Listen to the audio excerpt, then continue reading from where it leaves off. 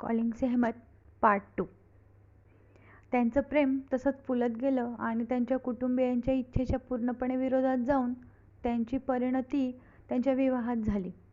दोन्ही बाजूंच्या लोकांनी त्यांच्यावर मोठा बहिष्कार टाकला होता, परंतु त्याला तोंड देऊन त्या तरुण दाम्पत्यानं वैवाहिक आयुष्य स्थिर-स्थावर केलं. 2 वर्षांनी सेहमतचा जन्म झाला आणि आधीच समाधानी असलेल्या त्यांच्या घरगुती जीवनात अमर्याद आनंद, हास्य आणि प्रेम आलं. त्यांच्या भिन्न संस्कृतीच्या मिलनामुळे उंचावलेल्या भुवयांची जाणीव असल्यामुळे तेज आणि हिदायत यांनी आपल्या मुलीला वाढविण्यासाठी, शिकविण्यासाठी आणि तिच्या मनावर धर्मनिरपेक्षतेचं तत्त्व बिंबवण्यासाठी खूप परिश्रम घेतले. सुशिक्षित आणि विवेकी, समजूतदार असल्यामुळे हिदायत आणि तेज यांनी स्वतःला अनावश्यक धार्मिक प्रभावांपासून आणि अधिकारवाणींपासून दूरच ठेवलं होतं. दोघांपैकी एकाही पालकानं आपल्या मुलीवर आपला धर्म जबरदस्तीनं लादला नाही. त्याऐवजी विविध धर्म समजून घेण्यासाठी आणि मानवता, एकात्मता, देशभक्ती आणि सन्मान यांचं महत्त्व जाणून घेण्यासाठी त्यांनी तिला प्रोत्साहन दिले. सेहमत मोठी होत असताना एकाच छताखाली 2 वेगवेगळ्या धर्माचं पालन करूनही पूर्णपणे एकात्मतेने राहत असलेल्या आपल्या पालकांना ती पाहत होती. त्यांच्यापैकी कोणीही एकमेकांच्या धार्मिक वर्तव्यावर अतिक्रमण केलं नव्हतं की मुद्दाम त्यांचं उल्लंघन होईल असं वर्तनही केलं नव्हतं. प्रार्थना आणि ध्यानधारणा यासाठी स्वतंत्र ठेवलेल्या खोलीत मक्केची चित्रं होती आणि त्याचबरोबर हिंदू देवदेवतांच्या मूर्ती होत्या. इतर संतांची आणि सूफी संतांचीही चित्रे होती. सेहमत मीराबाईच्या भजनांकडे विशेष आकृष्ट झाली होती आणि नेहमीच आपल्या आईबरोबर ती मीराबाईंची भजनं म्हणत असे. देश एकच आहे, तिच्या पालकांनी तिला पुन्हा पुन्हा सांगितलं होतं. फक्त पवित्र कुराण आणि गीता हातात धरून किंवा कपाळावर टिरा लावून तो भेटत नाही. तो निराकार असतो आणि तुमच्या अंतर्यामी राहतो. तो सर्वव्यापी आहे आणि फक्त मनाच्या व अंतःकरणाच्या शुद्धतेमुळेच तो दिसू शकतो, हे तिला सांगत. मात्र याच मूल्यांमुळे ती आपल्या देशाची अत्यंत आदरणीय आणि विश्वासू नागरिक बनणार असल्याचं त्यावेळी तिच्या गावीही नव्हतं. सेहमतवर तिच्या वडिलांचा मोठा प्रभाव होता. हिदायत यांचं औंदर्य आणि सकारात्मक विचार हे श्रीनगरमध्ये दंतकंठ बनून गेले होते. तिच्या वडिलांचा एक विशिष्ट गुणधर्म तिला खूप आवडतच नव्हता, तर तो अनुकरणीयही तिला वाटत होता. तो होता त्यांना त्यांच्या वतनाविषयी, देशाविषयी वाटणारं अमर्याद अमर प्रेम. प्रचंड मोठ्या चिनार वृक्षांच्या दाटीमधून वापलेक फिरायला जात असत. तो त्यांचा एक अतिशय आवडता छंद होता. खोऱ्यातील त्या अरुंद रस्त्यावरून ते चालत निघालेले असताना सेहमत आपल्या वडिलांचं बोलणं अत्यंत लक्षपूर्वक ऐकत असे आणि देशप्रेम, संस्कृती आणि परंपरा याविषयी ते देत असलेले धडेही मनात साठवून ठेवत असे. असेच एकदा ते फिरायला गेलेले असताना तिला देत असलेल्या शिकवणुकीत स्वतः पूर्णपणे बुडून गेले. भारावून गेलेले हिदायत अचानक मध्येच थांबले. त्याने तिचे हात आपल्या हातात घेतले आणि भावनेनं ओथंबलेल्या आवाजात ते म्हणाले, आपण जे कोणी आहोत त्याबद्दल आपल्या मातृभूमीचे आभार आपण मानलेच पाहिजे. मातृभूमीशी बेईमानी करण्याएवढी कोणतीही लाजिरवाणं गोष्ट नाही. मी इथे जन्मलो आहे आणि या मातीला माझ्यातील सगळ्या उत्तम गोष्टी मी दिल्या पाहिजेत. ज्यावेळी मी तिच्यात विलीन होईल त्यावेळी मी प्रामाणिक, विश्वासू आणि कृतज्ञ आयुष्य जगल्याबद्दल माझ्या सद्विवेक बुद्धीला अभिमान वाटला पाहिजे. त्या संध्याकाळी छोट्या सेहमतला तिचे वेगळेच वडील दिसले होते.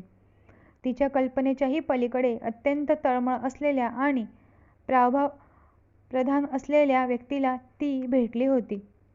पृथ्वीवरच्या कोणत्याही धर्माहून हिदायतला मानवतेविषयी अधिक आदर होता. आयुष्यात पहिल्यांदाच वतन या शब्दाचा हिदायतच्या दृष्टीनं काय अर्थ आहे ते तिला समजलं होतं. आगामी वर्षात हे निरीक्षणच तिच्या आयुष्याचा महत्त्वाचा भाग बनणार होतं. मोठी झाल्यावर सेहमतला हिंदू आणि मुस्लिम यांच्यातील तणाव दूर करण्यासाठी आणि या दोन्ही समाजांमध्ये एकात्मतेचा प्रसार करण्यातील तिच्या वडिलांची भूमिका समजली होती. अशा प्रकारचे वाद आणि संघर्ष यात समझोता करण्याच्या बाबतीत हिदायत यांचा शब्द अखेरचा मानला जात आणि खरोखरच आर्थिक गरज असलेल्यांना ते आर्थिक मदतही करत असे. दोन्ही धर्मांच्या लोकांमधील दरी संपण्यात हिदायत यांच्या मध्यस्थीची कशी मदत झाली होती हे अनेक प्रसंग काश्मीरी पंडितांनी तिला सांगितले होते. त्यानंतरच्या काळात उच्च शिक्षणासाठी सेहमतला काश्मीर खोऱ्यापासून दूर दिल्लीला जावं लागलं. तिथे पदवी घेण्याबरोबर आणि फावल्या वेळात व्हायोलिन वाजवण्याबरोबर ती भारतीय शास्त्रीय नृत्यही शिकली. सुट्टी लागल्यानंतर ती काश्मीरला येत असे. त्यावेळी तिच्या वडिलांनी वेळेवर केलेल्या मध्यस्थीचा आणि खोऱ्यात शांतता प्रस्थापित केल्याबद्दल दोन्ही धर्मीयांनी त्यांच्याविषयी कृतज्ञता व्यक्त केल्याच्या गोष्टी तिला समजत असत. दरवेळी सेहमत काश्मीरला भेट देत असे त्यावेळी अशा प्रसंगांची संख्या सतत वाढतीच असे. दरम्यानच्या काळात हिदायत यांचा नावलौकिक आणि एक प्रामाणिक व सरळमार्गी व्यावसायिक म्हणून असलेली कीर्ती दूरवर पसरली होती. त्या परिसरातील तो एक प्रकारचा आदर्श होता. त्यांचा व्यवसाय आणि मोठं मन यामुळे ते आणि त्यांचा व्यवसाय सीमापलीकडच्याही भागात पोहोचले होते. फाळणीनंतर भारताच्या हद्दीत पलीकडच्या भागांपासून म्हणजे आता ज्याला पाकिस्तान म्हणतात त्यापासून ते तुटले होते. मात्र तरीही पाकिस्तानमध्ये ते कामानिमित्त नियमितपणे जात होते आणि तिथं त्यांच्या मित्रांच्या संख्येत भर पडत होती आणि त्यांच्या व्यवसायाचीही भरभराटी होत होती. त्यांच्या या सगळ्या कृती भारताच्या राजधानीतील एक रुबाबदार चकाचक कार्यालयात अगदी बारकाईनं टिपल्या जात होत्या याचं मात्र त्यांना भान नव्हतं. ते होतं भारतीय गुप्तचर संघटनेचं म्हणजेच raw research and analysis wing दिल्लीतील कार्यालयाचं.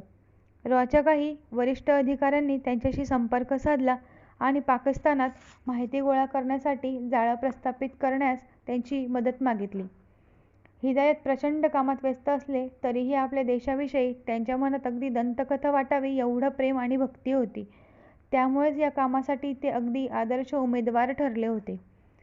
सीमेवरच्या आणि त्या पलीकडच्याही भागात त्यांचे भरभराटीला आलेले व्यवसाय हे या कामांसाठी आवश्यक असलेले अगदी परिपूर्ण शस्त्र होते. त्यांनी रॉचा प्रस्ताव स्वीकारला तर किती धोके पत्करावे लागतील याची त्यांना पूर्ण कल्पना देण्यात आली होती. परंतु त्यांनी तो प्रस्ताव लगेच स्वीकारला. एवढंच नव्हे तर त्यांनी त्याही पुढे एक पाऊल टाकून तिथली माहिती गोळा करण्यासाठी काही नाविन्यपूर्ण कल्पनाही सुचवल्या होत्या. त्यांचा माल आणि विशेषतः दारू ही नेहमीच जहाजावरून सीमापलीकडे पाठवली जात असे. कारण पाकिस्तानात दारूबंदी होती. त्यांनी प्रत्येक जहाजावरील मालाच्या वजनात कपात करण्याची आणि त्याऐवजी जहाजाच्या फेऱ्या वाढवण्याची सूचना केली. अशा प्रकारे सीमापलीकडची माहिती शोधण्याच्या दोन कामांमधील वेळ कमी झाला असता. त्यांच्या कुशाग्र व्यापारी बुद्धिमत्तेमुळे त्यांच्याकडे कोणतीही गोष्ट जोखमण्याची क्षमता होती. तिचा वापर करून त्यांनी अनेक अथक परिश्रमांनी लाहोर, इस्लामाबाद आणि मुलतान या शहरात आपलं जाळं पसरलं. 1965च्या भारत-पाक युद्धात हिदायत यांचं हे जाळं माहिती गोळा करण्याचं प्रमुख स्रोत बनलं होतं. त्या काळात फारशा प्रगत अत्याधुनिक यंत्रणांचा अभाव असला तरीही त्यांच्या विश्वासू टीमनं हस्ते परहस्ते प्रचंड प्रमाणात गुप्त माहितीची कागदपत्रं भारतात हस्तांतरित करण्यासाठी अनेक नाविन्यपूर्ण तंत्र वापरली होती आणि त्यामुळे शेकडो भारतीय सैनिकांचे प्राण वाचले होते. पाकिस्तानला या युद्धात भारताकडून अवमानजनक पराजय स्वीकारावा लागला आणि हिदायतनी आपल्या प्रशंसनीय सेवेमुळे भारत सरकारचा विश्वास जिंकून घेतला होता. आश्चर्याची बाब म्हणजे सीमापलीकडेही त्यांनी आपली पत राखण्यात यश मिळवलं होतं आणि एवढा मोठा पराभव होऊनही पाकिस्तान सरकारला ते यात गुंतलेले असतील असा संशयही आला नव्हता. आणखी ताकद वाढवून त्यांनी आपल्या व्यवसायाची मालिका प्रस्थापित केली. पुरवठा साखळीला बळकटी आणून आणि पाकिस्तानी लष्करी अधिकाऱ्यांना मोफत दारू पुरवून ते पाकिस्तानच्या लष्करी शिबिरांमध्ये आणखी खोलवर शिरत राहिले. पाकिस्तानात असलेल्या दारूबंदीमुळे फक्त त्यांच्या नफ्यातच वाढ झाली नव्हती तर त्यांच्या व्यवसायाचीही वाढ होण्यास मदत झाली होती. पण 1969 साल उगवलं आणि खान कुटुंबियांवर जबरदस्त आघात झाला. नियमित वैद्यकीय तपासणीच्या वेळी हिदायत यांच्या मानेतील एक गाठ कर्करोगाची असल्याचं निदान झालं. आणखी तपासण्यांमधून आणि चाचण्यांमधून त्या भयानक आजारानं आपले हातपाय अनियंत्रितपणे पसरले होते असं स्पष्ट झालं. या बाबतीत तेज विदीर्ण सैरभैर झाली. परंतु या घडामोडीमुळे हिदायत मात्र डगमगले नव्हते. ते अगदी अलिप्त असल्यासारखे भासत होते. त्यांचं चित्त दुसरीकडेच कुठेतरी गुंतलं होतं. सीमेलष्करी शिबिरांमध्ये त्रस्तता घुसमळत होती. दुसरी बाजू संघर्षाचं, युद्धाचं नियोजन करत होती. याची खात्री देणारे अहवाल त्यांना सातत्याने मिळत होते. अशा प्रसंगी आपल्या आजारपणामुळे आपल्यावर वाईट वेळ ओढावल्यामुळे ते किती दुःखी, अप्रसन्न होते याबद्दल ते तेजकडे सतत चिडखोरपणे कुरकुरत तक्रार करत राहिले होते. आपल्या ढासळत्या तब्येतीकडे लक्ष देण्याऐवजी हिदायतनी माहिती गोळा करण्यावर आणि ती भारतातील गुप्तचर कार्यालयाकडे पाठवण्यावर आपली सगळी ताकद आणि प्रयत्न एकवटले होते. याचं तेजला मोठंच आश्चर्य वाटत होतं आणि याचीच तिला मोठी काळजीही वाटत होती. तोपर्यंत पूर्व पाकिस्तानची चघळलेली जखम बनलं होतं. हितसंबंध गुंतलेल्या वरिष्ठ लष्करी नेत्यांनी केलेल्या दिशाभुलीमुळे पाकिस्तानच्या नेतृत्वानं भारतावर त्यांच्या देशात राजकीय अस्थैर्य माजवल्याचा आरोप केला. या नवीन घडामोडीची तेजला गुप्त माहिती होती, कारण त्याआधी अनेक प्रसंगी तिनं ही महत्त्वाची माहिती स्वतःच नवी दिल्लीकडे पाठवली होती. परंतु तिचा पती आपल्या आजारपणाकडे करत असलेल्या दुर्लक्षामुळे तिला क्लेश होत होते. वैद्यकीय उपचार देण्याचे कोणतेही प्रयत्न न करता हिदायतना गमावण्याच्या विचारांच्या यातनांनी तिचं मन जडशील बनलं होतं. त्यातच प्रचंड वेदनांनी त्यांना तळमळताना पाहून ती खचत चालली होती. अखेरीस तेजनं नवी दिल्लीशी संपर्क साधण्यासाठी तिकडे फोन लावण्याचं धाडस गोळा केलं. त्याबरोबर सरकारी यंत्रणेची चक्र वेगानं फिरू लागली. तेजनी फोन केल्यानंतर जेमतेम 24 तासातच ओक वृक्षाच्या लाकडाची तावदान असलेल्या स्टडी रूममध्ये हिदायत नमाजासाठी गेले. त्यावेळी त्यांना तिथं अगदी रुबाबदार पोशाखातील 2 अधिकारी त्यांची वाट पाहत असल्याचं दिसलं. ते दोघेही भारतीय गुप्तचर विभागातील उच्चपदस्थ अधिकारी होते. त्यांच्याबरोबर अनेक वर्ष काम केल्यामुळे हिदायत त्यांना चांगलंच ओळखत होते. तरीही त्यांच्या अचानक भेटीचं त्यांना आश्चर्य वाटलं. मानव चौधरी, त्यांचं सांकेतिक नाव मीर होतं आणि ते रॉचे प्रमुख होते. पाकिस्तानात माहिती गोळा करण्याचं जाळं निर्माण करण्यासाठी हिदायतना काही वर्षापूर्वी सर्वप्रथम तेच भेटले होते. तेव्हापासून ते दोघेही एकमेकांची तारीफ करत होते आणि मनापासून एकमेकांविषयी आदर बाळगून होते. तिथल्या शांततेचा भंग कसा करावा ते उमगत नसल्यानं तिथं आलेले ते दोघे जण फक्त एकमेकांकडे पाहत राहिले होते. मीरने पहिल्यांदा त्या मुग्धतेचा अंत केला. ते हिदायत यांच्याकडे गेले आणि त्यांनी त्यांचा हात आपल्या हातात घेतला आणि आपल्या जुन्या मित्राकडे त्यांनी पाहिलं. त्यांच्या भेटीच्या हेतूचा अंदाज आल्यामुळे आणि त्यांनी न उच्चारलेले शब्द समजल्यामुळे हिदायतनी आपल्या पत्नीकडे कटाक्ष टाकला. तिनं काय केलं होतं हे त्यांना समजलं होतं. तेजच्या चेहऱ्यावर अपराधीपणाची एक हलकी छटा तरळून गेली. आपल्या भावनांवर नियंत्रण ठेवण्याचा आटोकाट प्रयत्न करत असलेल्या मीर यांचा आवाज बोलताना थरथरत होता. हिदायत हे त्यांच्यासाठी केवळ एक महत्त्वाचा दुवा नव्हते, तर ते एक सन्माननीय व्यक्ती होते आणि त्यांचे प्रिय मित्र होते. हिदायत, आम्ही अमेरिकेतील डॉक्टरांची अपॉइंटमेंट घेतली आहे, मीर बोलू लागले. ते तुमच्यावर उपचार करतील आणि हिदायतने त्यांचं बोलणं विनम्रतेने परंतु ठामपणे मध्येच तोडलं. मीर, या आजारातून मी बरा होण्याची बिलकुल शक्यता नाही हे मला माहिती आहे आणि आपण आता बोलत आहोत त्यावेळीही एक मोठं संकट आपल्या देशावर झडप घालण्यासाठी दबा धरून बसले आहे याचीही तुम्हाला कल्पना आहे. हिदायतनं मीर यांच्या हातातून आपला हात सोडवून घेतला आणि ते खिडकीजवळ गेले. काही अंतरावर दिसणाऱ्या एका गोष्टीकडे त्यांनी निर्देश केला. खोलीतील इतर तिघांनी झटकन त्या दिशेने पाहिलं. हिदायत यांची नजर राष्ट्रध्वजावर खिळलेली होती. त्यांच्या हवेलीतील अत्यंत चांगल्या प्रकारे निगा राखलेल्या हिरवळीवरून वाहणाऱ्या वाऱ्याच्या हळुवार झुळकीबरोबर तो हळुवारपणे फडफडत होता. मीर, तुम्हाला तो सुंदर तिरंगा ध्वज दिसतो का?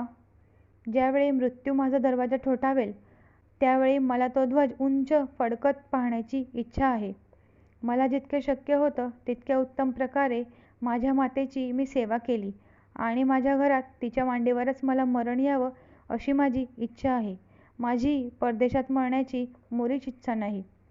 इतिहासाच्या अंगणात मला शांतपणे कोमेजून जाऊ दे. माझ्या देशाच्या मातीतच माझं भान हरपू दे. मला दुसऱ्या कुठल्या तरी देशात मरायचं नाही. शिवाय अजूनही बरंच काम करायचं आहे.